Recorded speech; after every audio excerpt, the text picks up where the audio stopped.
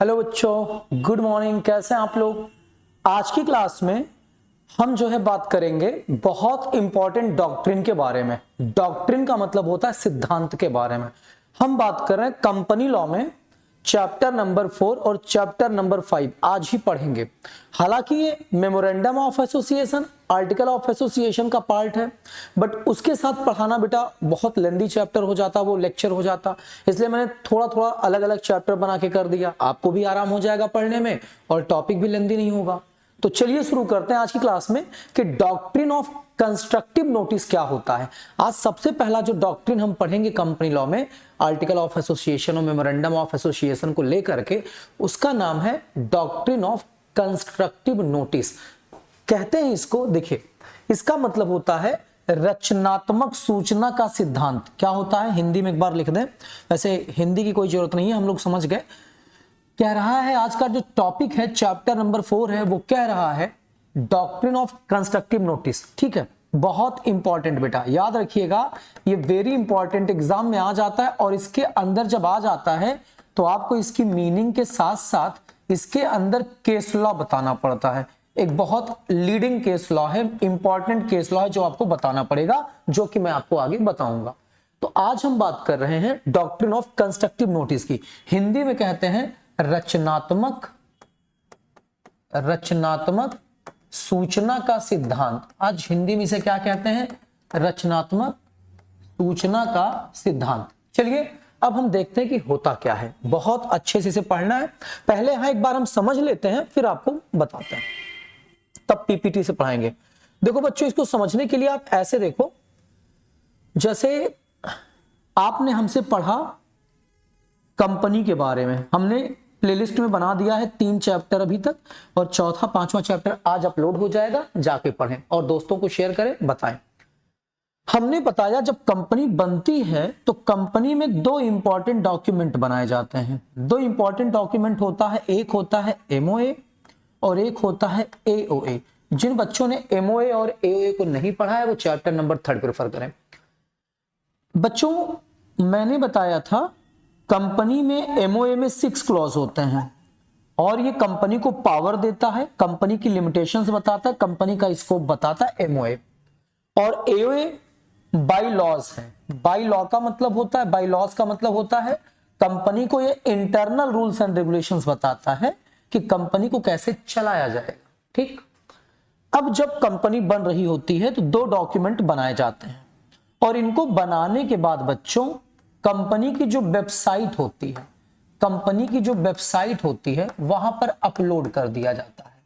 Company की website जो होती है वहां पर अपलोड कर दिया जाता है। जब अपलोड कर दिया जाता है तो मतलब ये सबके लिए अवेलेबल हो जाता है। तो एक प्रकार से ये जो डॉक्यूमेंट है पब्लिक डॉक्यूमेंट बन जाता है। क्या डॉक्यूमेंट बन जाता है बेटा? Public document. अभी सब समझ में आएगा, पहले आप समझो। अभी आप कंस्ट्रक्टिव नोटिस मत समझो, अभी आप सिर्फ समझो जो मैं समझा रहा हूं। एक कंपनी जब बनती तो उसके memorandum of association, article of association बनाए जाते हैं और ये बनाने के बाद कंपनी की वेबसाइट पर अपलोड कर दिए जाते हैं और ये पब्लिक डॉक्यूमेंट बन जाते हैं। आज के जमाने मॉडर्न जमानत वेबसाइट पे पहले तो रजिस्टर्ड ऑफिस पर और आरओसी के पास होता था। फिर क्या होता है, जब कभी मान लीजिए कोई व्यक्ति है, मान लेते हैं मैं हूं मिस्टर हिमांशु और मैं अब इस कंपनी में पैसा लगाना चाहता हूं। मैं कौन? मैं आउटसाइडर हूं, मैं कंपनी का आदमी नहीं हूं, लेकिन मैं चाहता हूं कंपनी में पैसा लगाना, कॉन्ट्रैक्ट करना, इन्वेस्टमेंट करना, कुछ भी करना। और मैं कंपनी में मान लो लोन दे रहा हूं, 5 करोड़ रुपया कंपनी मुझसे लोन दे रही है, तो मैं कंपनी में लोन दे रहा हूं, मैं आउटसाइडर हूं। तो जब मैं कंपनी में लोन देने आऊंगा या लोन दूंगा कंपनी को, तो मैं कंपनी के इस पब्लिक डॉक्यूमेंट को पढ़ूंगा, मेमोरेंडम ऑफ एसोसिएशन को पढ़ूंगा, आर्टिकल को पढ़ूंगा, क्योंकि मैं आउटसाइडर हूं, मैं कंपनी के बाहर का व्यक्ति हूं, कंपनी का नहीं हूं। तो कंपनी के बारे में जानने के लिए मुझको कंपनी का मेमोरेंडम और आर्टिकल पढ़ना पड़ेगा। फिर मैं कंपनी में इन्वेस्ट करूंगा, लोन दूंगा, शेयर खरीदूंगा, जो भी मुझे करना है करूंगा। तो कुल मिलाकर के जो मेमोरेंडम ऑफ एसोसिएशन है, आर्टिकल ऑफ एसोसिएशन है बच्चों, ये पब्लिक डॉक्यूमेंट होता है। जब भी कोई व्यक्ति कंपनी में इन्वेस्ट करेगा या कॉन्ट्रैक्ट करेगा तो उसको सबसे पहले उस डॉक्यूमेंट को पढ़ लेना चाहिए कि कंपनी के लॉ और रूल रेगुलेशंस क्या हैं। जैसे आप कभी भी कोई इंश्योरेंस पॉलिसी वॉलिसी लेते हैं तो आप टर्म्स कंडीशन क्लियर कर लेते हैं, वैसे किसी भी कंपनी में जब आप कोई कॉन्ट्रैक्ट करने जा रहे हैं बच्चा, तो आपको सबसे पहले मेमोरेंडम और आर्टिकल को अच्छे से पढ़ लेना चाहिए। जब आप पढ़ के जाओगे तभी आपको पता होगा कि कंपनी के अंदर क्या क्या कार्यवाही होगी, कंपनी हमारे लोन को लेने के लिए क्या क्या रेजोल्यूशन पास करेगी, किसका साइन होगा, तमाम चीजों को आपको, सारी चीजों की जानकारी आपको मिल जाएगी। अब इतना तो आपको समझ में आ गया, पहले इतना बताएं। आ गया क्लियर? ठीक है, अगर आ गया हो तो आप कमेंट में हाँ जरूर करेंगे। मैंने बताया कि जब भी कोई कंपनी बनती है, मैं आराम से पढ़ा रहा हूं क्योंकि बहुत इंपॉर्टेंट टॉपिक, जब भी कोई कंपनी बनती है तो बेटा उसके मेमोरेंडम ऑफ एसोसिएशन और आर्टिकल ऑफ एसोसिएशन को आप पढ़ के जाते हैं, ताकि कंपनी में आप जो है इन्वेस्ट करें तो जानते रहे कि कंपनी का नियम कानून क्या है, आपके साथ गलत ना हो पाए।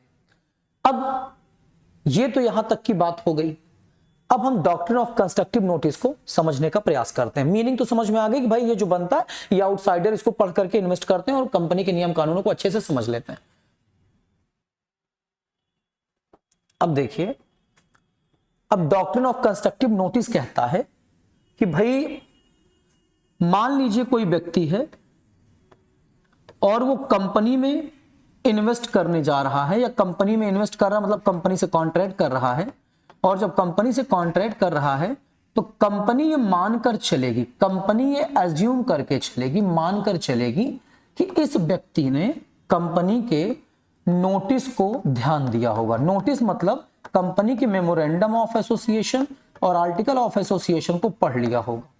अगर ये व्यक्ति पढ़ के नहीं जाता है, कल को कंपनी की तरफ से कोई गलती हो जाती है, तो यहां पर ये जो पर्सन है इस कंपनी को ब्लेम नहीं कर सकता है। तो doctrine of constructive notice company का फेवर लेता है।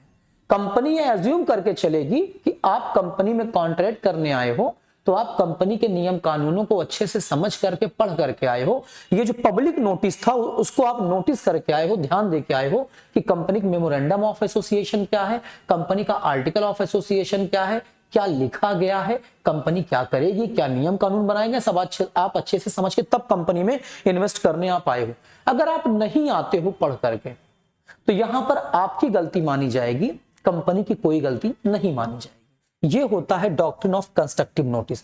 तो डॉक्ट्रिन ऑफ कंस्ट्रक्टिव नोटिस कहता है, ये एक ऐसा सिद्धांत है ये जो बताता है कि कंपनी ये मानकर चलेगी कि जब भी कोई पर्सन कंपनी में इन्वेस्ट कर रहा है तो वो कंपनी के पब्लिक डॉक्यूमेंट को, मतलब मेमोरेंडम को, आर्टिकल ऑफ एसोसिएशन को अच्छे से रीड करके, अंडरस्टैंड करके, समझ करके, नोटिस करके, ध्यान दे करके आया है।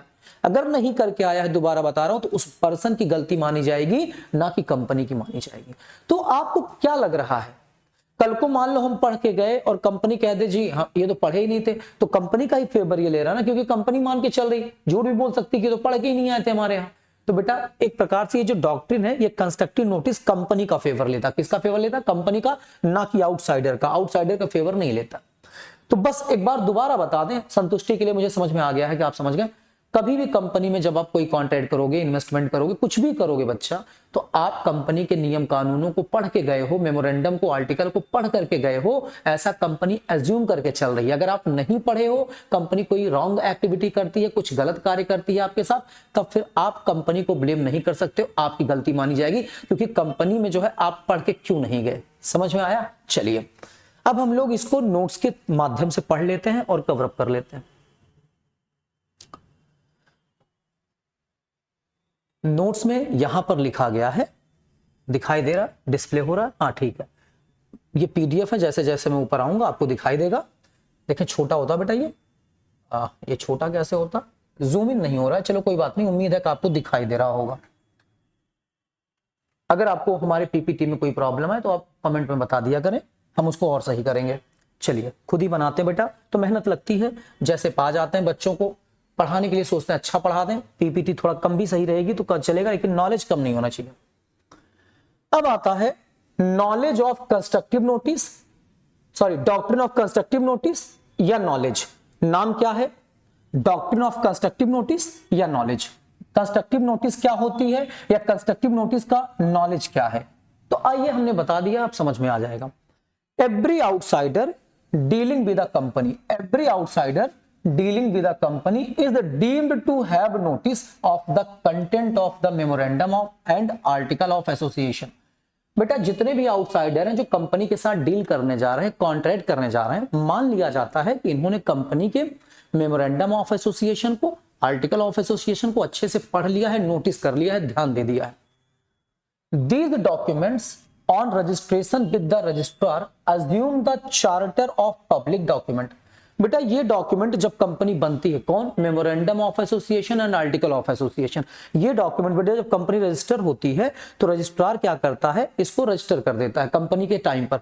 मान लिया जाता है कि ये कंपनी की ये डॉक्यूमेंट है, पब्लिक डॉक्यूमेंट बन गया। जो भी व्यक्ति कंपनी में आएगा इन्वेस्ट करने, कॉन्ट्रैक्ट करने, कोई डील करने, वो इसको पढ़ के आएगा, इसलिए पब्लिक डॉक्यूमेंट है।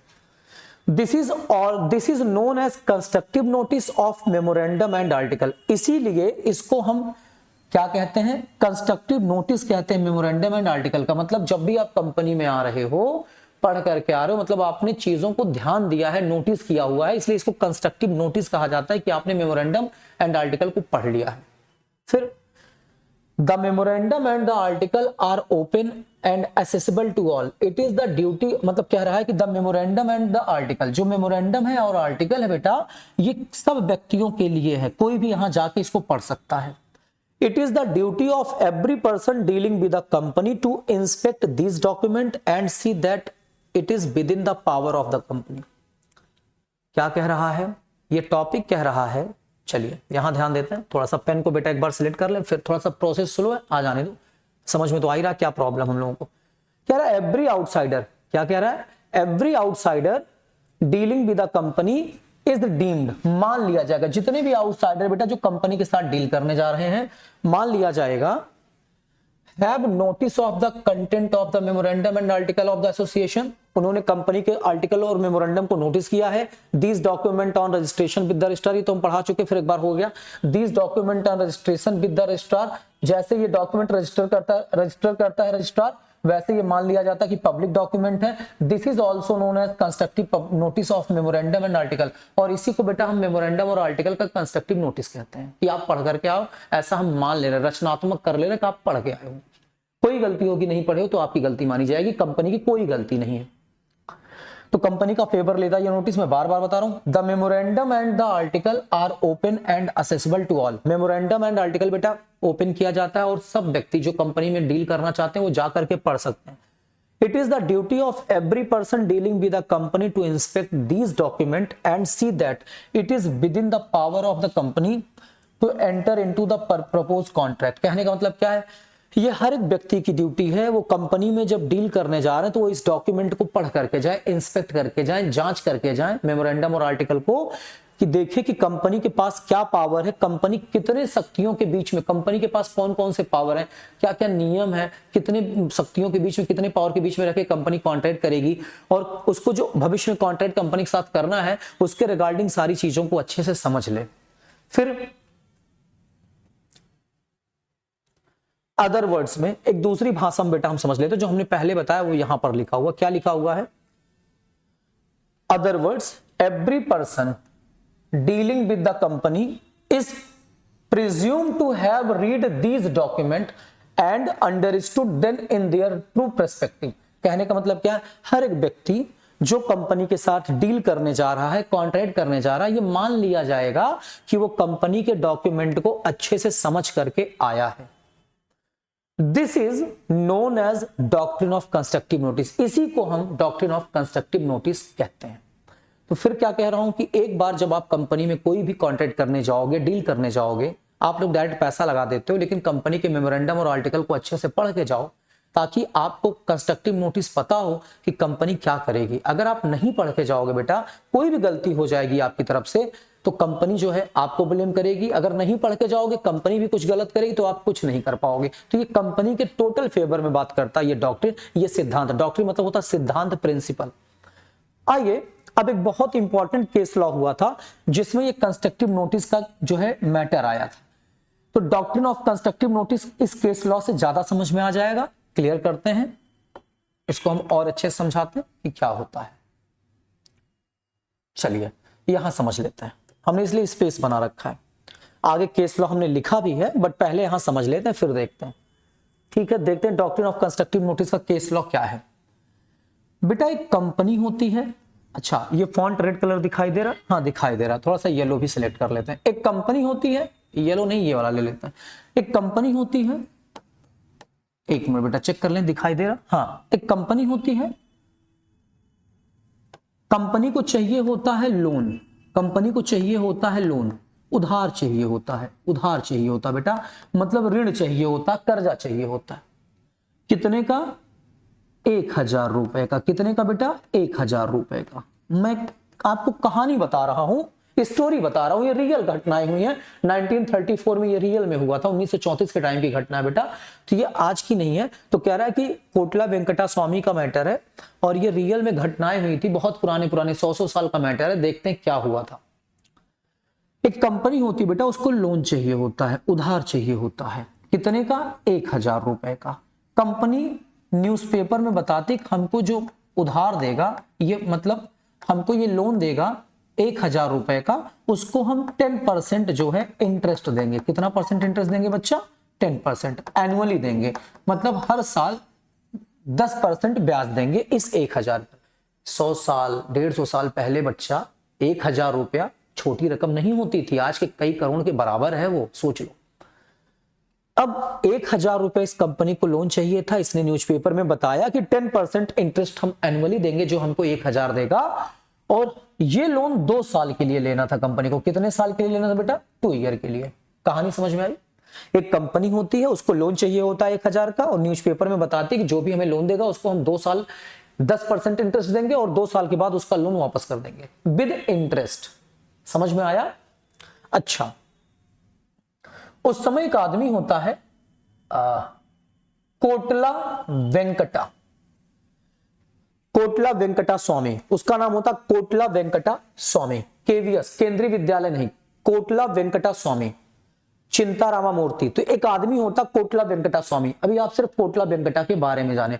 एक आदमी होता कोटला वेंकटा स्वामी, जो इस कंपनी में आता है, कहता है जी हम आपको 1000 रुपया लोन देंगे, क्योंकि बेटा इन्वेस्टमेंट बुरा नहीं है, 2 साल बाद उसको अच्छा खासा पैसा मिल जाता, क्योंकि उस जमाने में जहां करेंसी होती नहीं थी, इतना पैसे की वैल्यू थी कि 1000 रुपया की इन्वेस्टमेंट तब सबके पास तो था भी नहीं ना, राजा महाराजा जमींदार के पास ही था ये सब पैसा।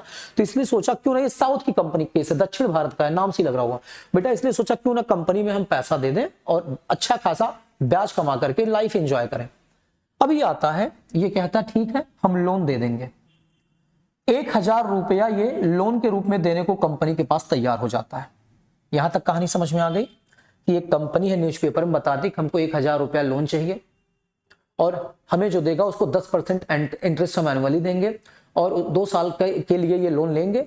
और एक आदमी केवीएस जो मतलब कोटला वेंकटा स्वामी जो कंपनी के पास आता है, कहता है ठीक हम पैसा दे देंगे, 2 साल के लिए। बड़ा खुश होके आता, हैप्पी होके आता। देखो अब कंपनी की कहानी यहां से चालू करते हैं।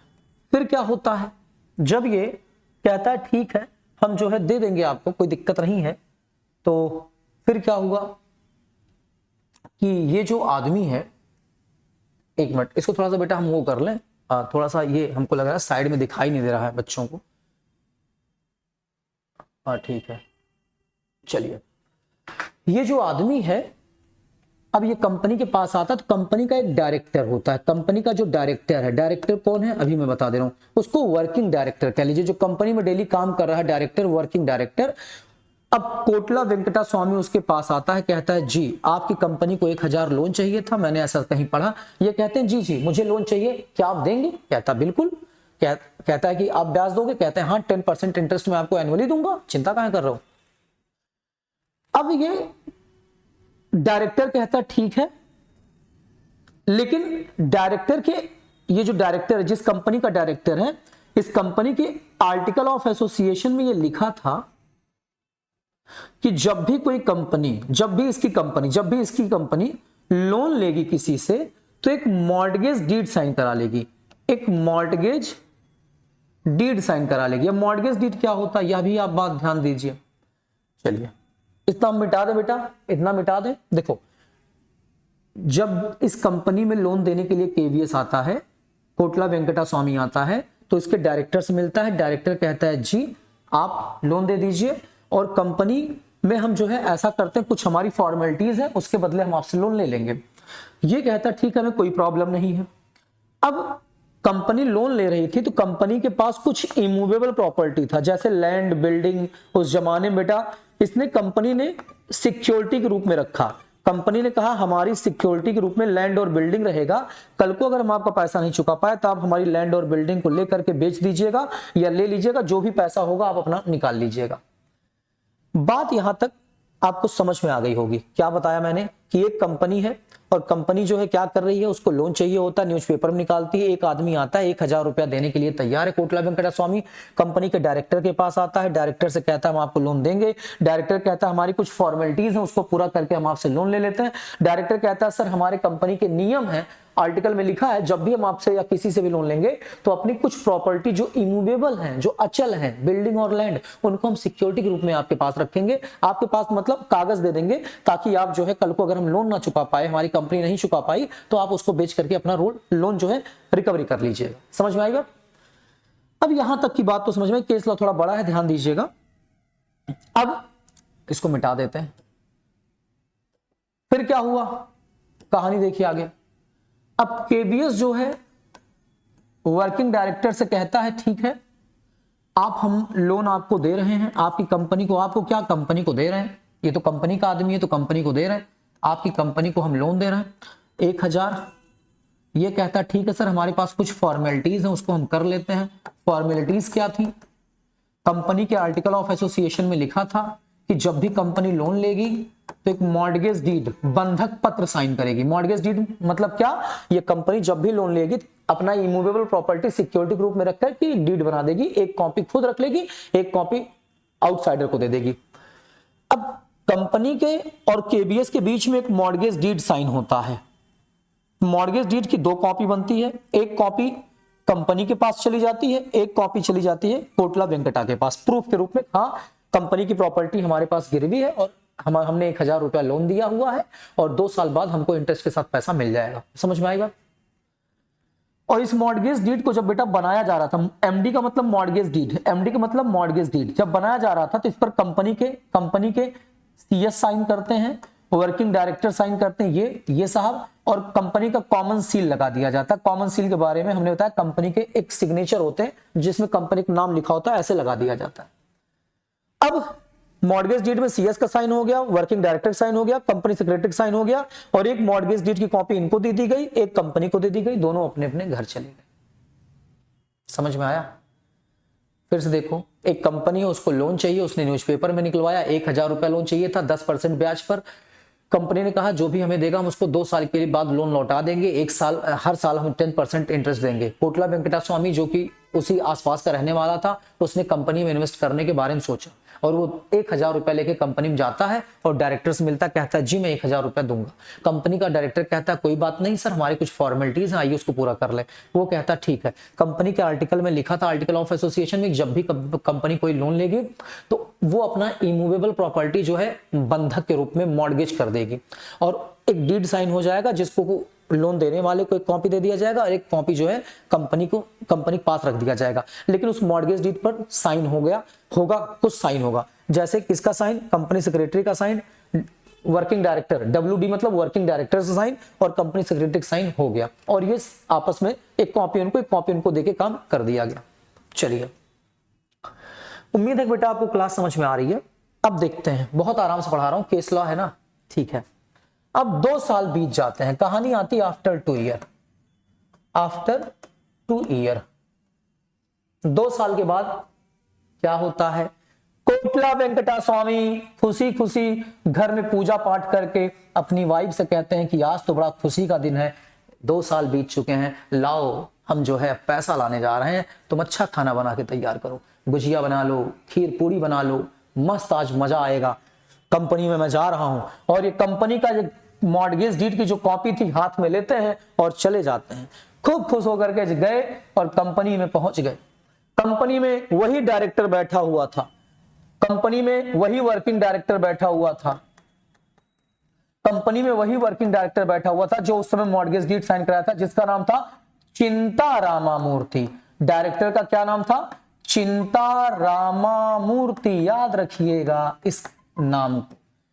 डायरेक्टर का नाम होता कंपनी के चिंता रामामूर्ति, जो कि वर्किंग डायरेक्टर होता है। ये जाता है, कहता है भैया पैसा दे दीजिए, हम आ गए 2 साल बाद। अब ये कहते हैं कि कौन सा पैसा? कहते रहे जो हमने 1000 रुपया उधार दिया था आपको 2 साल पहले, ये देखिए मॉर्गेज डीड साइन हुआ है। अब वो कहते हैं कि कहां मॉर्गेज डीड साइन हुआ है, तो इलीगल है यार, ये तो बेकार है, ये तो इलीगल है, इनवैलिड है। इलीगल गलत है, इनवैलिड है। कहते हैं अरे इसके पांव के नीचे जमीन खिसक गई, 1000 रुपया आज के 100-150 साल पहले बेटा बहुत बड़ी रकम होती थी। इसने कहा अरे 1000 हमने दिया है। अब उस बीच में चालू हो गया होगा बवाल, तुम मां की कसम खाओ, तुम मां की कसम खाओ। अब आप लोग होते तो विद्या मां की कसम खिलाते, तुम विद्या मां की कसम खाओ। फिर क्या हुआ, इसने कहा ऐसा है हमें पैसा चाहिए। कहते हैं कि अरे भाई जब मॉर्गेज डीड ही गलत है, इनवैलिड है, तो कौन सा पैसा तुमको चाहिए। कहते हैं नहीं, आपने साइन कराया था, सीएस का साइन था, कॉमन सील लगा था और मैंने भी साइन किया था, भैया मुझे चाहिए। ये कहता है नहीं दूंगा मैं, ऐसा तो इनवैलिड है, मॉर्गेज डीड ही गलत बना होगा।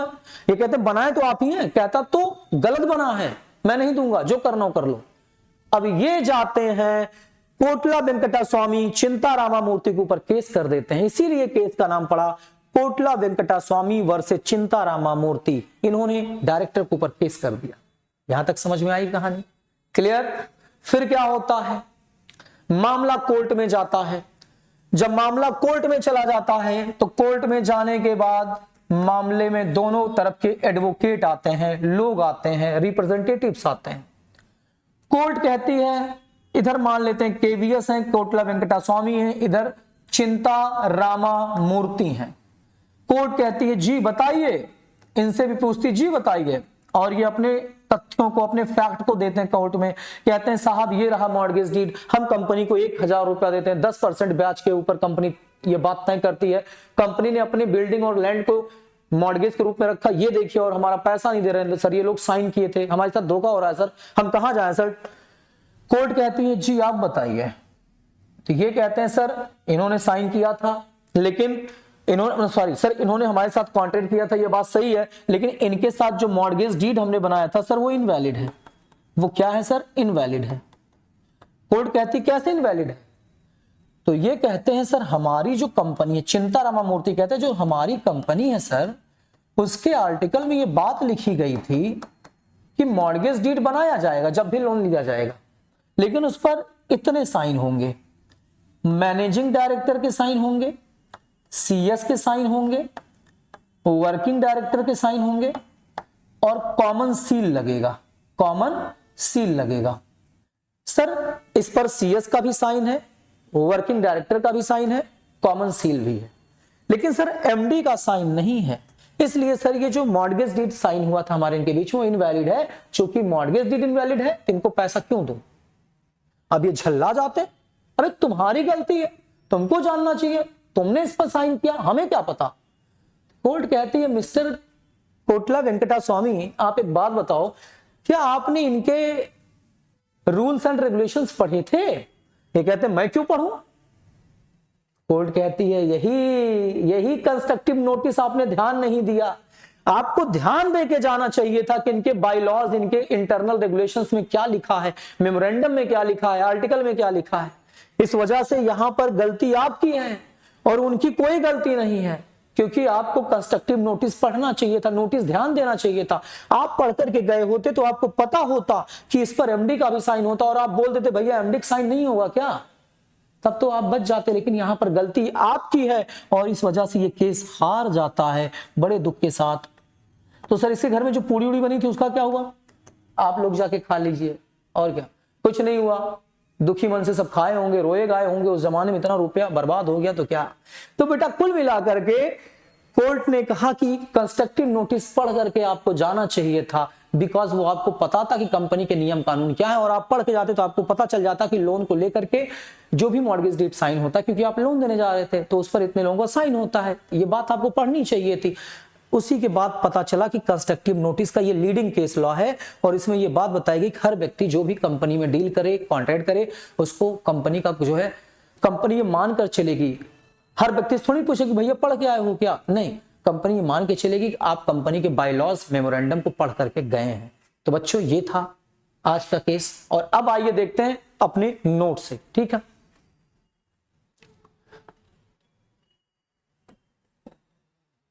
चलिए नोट्स को देख लेते हैं। यहां थैंक यू कर दिया मैंने, कोई बात नहीं। आइए नोट्स को देख लेते हैं एक बार फटाफट, और थोड़ा सा हम इसको इधर कर दें। ओके बच्चों, ठीक है, चलिए नोट्स में वही बात लिखी गई है। कोटला वेंकटा स्वामी का केस है versus Chintarama Murthy. Chintarama Murthy, the article of association of a company contain a clause that all deeds and documents of the company shall be signed by the managing director, the secretary and the working director. On behalf of the company, a deed of mortgage was signed by the secretary and the working director only.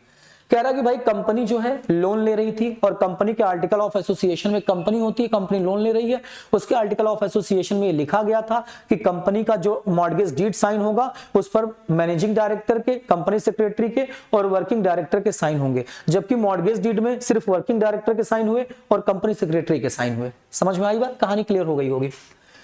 It was held that the mortgage could not be enforced as the illegality approach on the face of the deed, and therefore the deed was invalid, notwithstanding that plaintiff acted in good faith and money was applied for purpose of the company। कहने का मतलब क्या है, इस वजह से ये जो मॉर्गेज डीड है वो इनवैलिड है। भले ही वो पैसा कंपनी के कार्यों में लगाया गया था, भले ही जिसने पैसा दिया था वो एकदम विश्वास के साथ दिया था, उस सब कुछ सही था उसका, लेकिन यहाँ पर वो मॉर्गेज डीड ही गलत है, क्योंकि उस व्यक्ति ने उसको पढ़ा ही नहीं। उसको वो पढ़ा होता तो उसको पता होता कि एमडी का भी साइन होता है। तो कोटला वेंकटा स्वामी भले ही लाख अच्छा आदमी है, विश्वास के साथ, गुड फेथ के साथ काम कर रहा है, लेकिन फिर भी वो गलत है लॉ की नजर में। The doctrine of constructive notice of the memorandum and article, however, is not a positive doctrine। देखो बेटा, ये पॉजिटिव डॉक्ट्रिन नहीं है, क्योंकि ये कंपनी के फेवर में बात करता है, आउटसाइडर के फेवर में बात नहीं करता है। मैंने पहले ही कह दिया, मान लो आउटसाइडर पढ़ के गया, कंपनी कल कहते नहीं पढ़े थे, हमें क्या पता कंपनी कुछ गलत कर दे। तो सर अगर मान लीजिए आउटसाइडर पढ़ के जाता है और कंपनी कह दे कि गलत है, ये नहीं, कंपनी फिर भी कोई गलती करे, आउटसाइडर पढ़ के जाता है, कंपनी फिर भी कोई गलती करे, तो क्या होगा? इसके लिए आपको पढ़ना पड़ेगा डॉक्ट्रिन ऑफ इंडोर मैनेजमेंट, जो कि नेक्स्ट लेक्चर में आपको हम चैप्टर नंबर 5 में पढ़ाएंगे। उसमें भी एक केस लॉ है। तो याद रखिए कि कोई भी कंपनी है, जब भी बेटा आप उसमें कॉन्ट्रैक्ट करने जा रहे हो तो आपको कंपनी के मेमोरेंडम और आर्टिकल को पढ़ के जाना चाहिए। ये कंस्ट्रक्टिव नोटिस कहता है। अगर आप पढ़ के नहीं जाओगे, कंपनी मान के चलती है, अज्यूम कर लेती कि आप पढ़ के आए हो। अगर आप नहीं पढ़ के आए हो तो गलती आपकी है, कंपनी की कोई गलती नहीं है। ऐसा कोटला वेंकटा स्वामी वर्सेस चिंतारामा मूर्ति के केस लॉ में बताया गया था। थैंक यू बच्चों, बहुत बहुत धन्यवाद। कमेंट जरूर करिए, शेयर करिए। ओके, वीडियो अच्छी लगी होगी तो जरूर आप हमारे जो है कमेंट करते रहिए।